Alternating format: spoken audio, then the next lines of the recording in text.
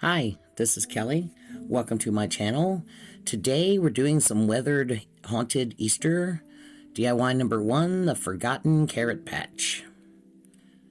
So this is a sign from last year's Halloween at Dollar Tree, and it's just that MDF stuff, but it's a really cool shape. And I peeled that paper off and sanded it a little bit, painted it with black chalk paint, and now we're going to give it a nice crackle. So I've got my Elmer's glue, and we're going to take my paintbrush and completely cover the front of this sign. We're going to dry it with the heat gun for 30 seconds. And then we're going to take, this is just an acrylic matte. It's an antique white, but you can use any color you like. Any off-white would do, tan, beige, whatever. And we're just going to put a nice coat all the way across. The last time I did a crackle, we were doing it in a small space and just kind of brush strokes going in all directions. With this one, I'm going to try to keep the brush strokes in about the same direction. The trick is not to push down too hard and mix it with the glue. But with the heat gun, I think it kind of dries the surface of the glue so it doesn't mix, but yet it's still wet underneath and will still crackle. So you can let this just dry naturally and crackle, but if you have a heat gun or a hair dryer, you can see, you want to see if it worked. You don't want to wait an hour and find out it didn't work. So we get some nice crackles going on. And the thicker the paint, the larger the areas around the crack, between the cracks, I guess you'd say. And it's going to be all different, but you want that. You don't want it all exactly the same. This is a little garland from Dollar Tree. That was from this year. My Dollar Tree has these already. They don't have much, but they had a few Easter items out. And I'm just going to take this apart. I don't need a garland. I'm going to use them individually.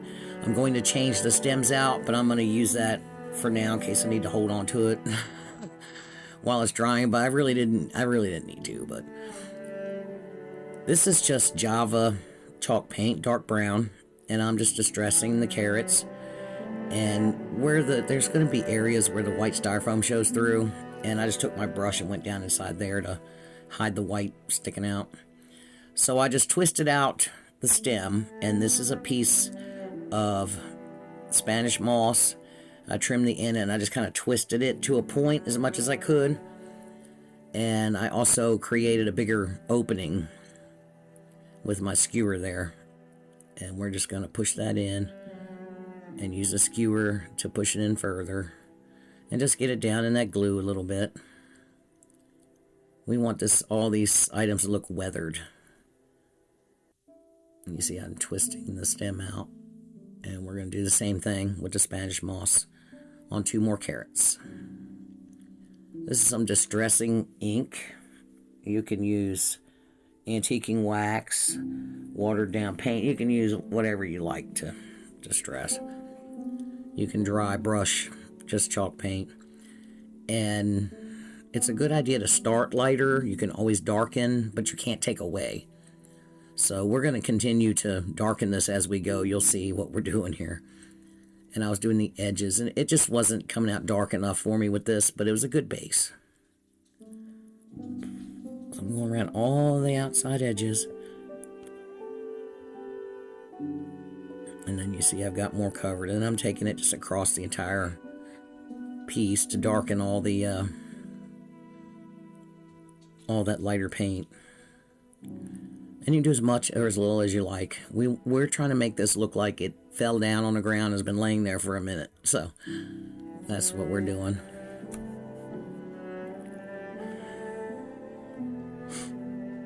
And now this is just the Java chalk paint again, and we're just going to use that to darken it a little more. And you'll see later we also add a little bit of black to it. We've got some little black ink pads. And again, just keep darkening it till you get it where you like it.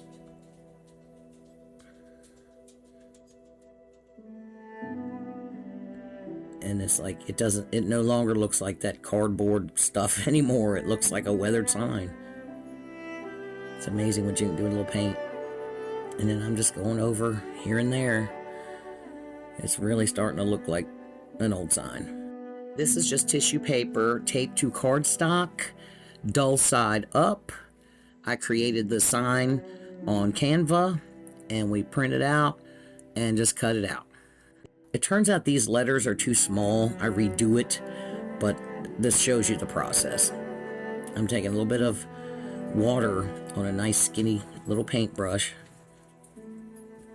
and tracing around the words because I want to be able to tear it out with as little excess as possible.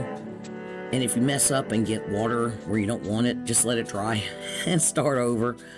It's no big deal, but I'm just carefully trying to get as close to the letters without getting it on the letters. And once I did the carrot the first time and put it on the sign, laid it on the sign, I was like, that's way too small. So here's the ones that I ended up with. I printed them again a little larger. And what we're going to do is we're going to go ahead and put a coat of matte Mod Podge on this entire thing. We want to seal all that paint in anyway. And then what we do here with the tissue paper words, we lay it down where we want. That is parchment paper. Make sure you have parchment paper when you do this. And my little hobby iron. And that reactivates, kind of melts the Mod Podge underneath. And just keep doing that until you're confident it's stuck. And the tissue paper works well because the crackle shows through it. And then we're going to do the same with the word patch once we figure out where we want it. So now I'm going to take the same inks and paints and distress the edges of the tissue paper to kind of blend it a little bit. We want it all to look like it's all aged about the same.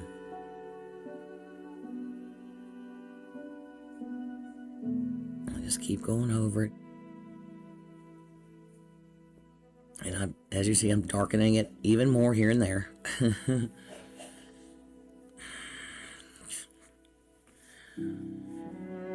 And now my carrots, I'm going to put 2 on one side and 1 on the other, and just a little hot glue, and glue them in place. And then the 2 on the other side.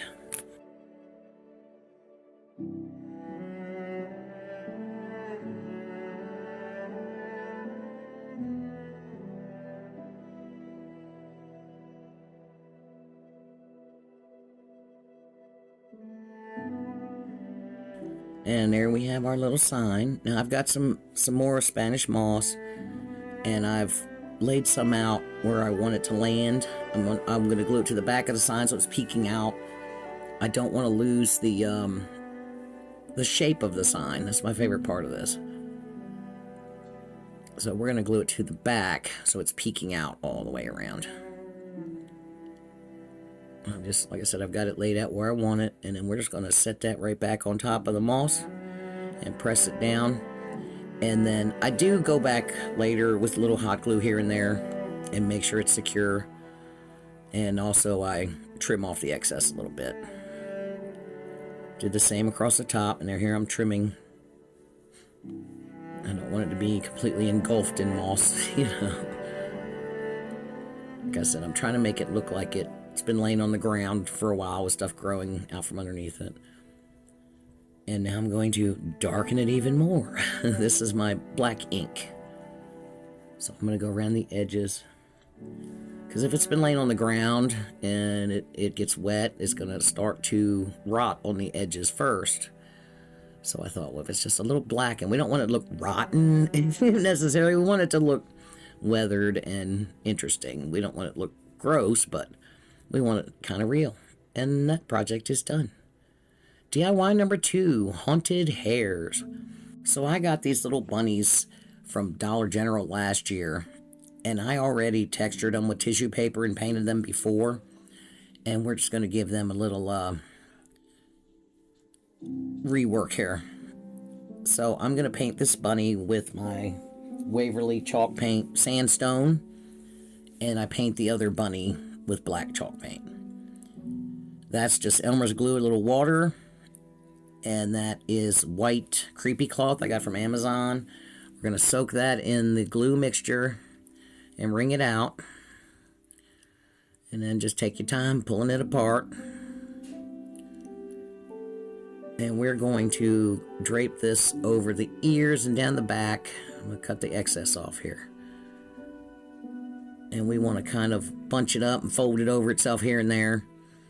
I don't want to cover the entire bunny. It's just, you know, we're trying to make it look a little haunted, a little ghostly, kind of veiled look, I guess.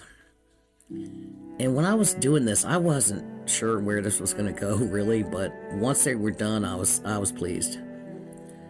And then you're going to want to let this dry overnight once you get it shaped the way you like it, and that'll stiffen up. And anywhere that's loose, you can take a little tacky glue and glue it down around the edges to make sure it stays. And I'm going to do a wash. Now, as I'm doing this, you're getting all that creepy cloth wet again, so it's not going to be stiff anymore as you do it. But it did stay adhered to the bunny. I was worried about that. But just do a small area at a time and dab it off with a paper towel. This is just the Java chalk paint and a little water here. And I'm just dabbing it down, trying to get it underneath the veil. I should have done the bunny itself first before I put the veil on. It would have been easier. So if you want to do a wash, do the entire bunny first before you start. And then you can add the wash to the creepy cloth. And you can also use a brown or gray or black creepy cloth and not worry about staining the cloth. You know, that's kind of up to you and what you have on hand. You can use cheesecloth for a similar kind of thing. But yeah, once I did all the wash, it got wet and it wasn't stiff anymore. But then when it dried, it stiffened back up. And I did use my heat gun to make sure it didn't stay wet for too long. But it stayed put. It stayed put. But again, I'd recommend doing the wash of the bunny, or what, you know, if you're doing this a similar project, to do the wash on the base first, and then you won't have that problem. But again, it stayed put. I didn't have a problem with it. I was worried about it, but it didn't fall off, and it stiffened right back up once it was dry. And I went all over with the brown. Now I've got a little bit of black wash here that I'm kind of putting in the folds of the cloth and around the edges, down in between the ears, just to kind of define everything. Just give it a little depth and a little contour. And then I'm going to put a little bit of black wash on the bunny itself too. Just darken it a little bit. And we're going to put that aside to dry. And leave it to dry. You know, you can use your heat gun or just leave it to dry overnight. So the black bunny, and again, they already had texture on them. So I just dry brushed the sandstone. And now I'm taking a little silver, and I'm going to go over the entire thing, but I'm going to go a little heavier around the ears. And, you know, across the face and, you know, here and there. Just have a little more silver. Now, these are little coasters I got at Dollar General. And I thought, God, these would work as great bases for something. So I painted the one black and the other one sandstone. We're using the same colors as we have on the bunnies, and I'm going to dry brush Java on the sandstone color one. And that's just a chip brush. You just knock off the excess paint on your paper towel. And then I'm going to use the sandstone to dry brush over the black. So I've got this black crocheted ribbon. I'm going to give a little elegance to my little black haunted bunny, and I just hot glued it to the back and wrapped it around and glued it in the back. And now I've got these little plastic spiders, and I added a little gold metallic to them so they'd show up, because the black spider on the black lace wasn't going to show up. So as you kind of see it, I think. Added some gold to it so you could see it. Now I've got a little E6000 here and some hot glue. And we're just going to glue the bunnies to the bases. And this is just a little wooden skewer here. And I'm going to spread that in 3 different spots and leave an area for the hot glue. The hot glue will adhere it immediately. And you can continue to work, and then, you know, by the next day the other glue will be cured. But it takes a while for that glue to fully cure, so. with things like this that you can't clamp, you know, the hot glue will keep it in place. And I've got another spider for the other bunny. A little hot glue. I'm going to glue that to my cloth there. And the same thing, some E6000 of hot glue to glue him to the base. And this is some purple Spanish moss I'm putting around on the black bunny here. And I just glue that all the way around. I've got this little skull. It was all black, so I dry brushed a little bit of the stone on it so the details would show up. And these little glitter eggs I got from Dollar Tree last year, I painted them black and then brushed them with some metallic. That one has like a amethyst color. And then I painted over top the black. Now this is a tan colored skull. I dry brushed a little Java on that. And another egg. And that was black with some gold metallic, I believe. And that's it. There's my sign. Thanks again for being here with me today. I hope you enjoyed this video. I was pleased how they came out. They're definitely different, but that's what we're about over here. Don't forget to like and share and all the things. Thanks again. Bye.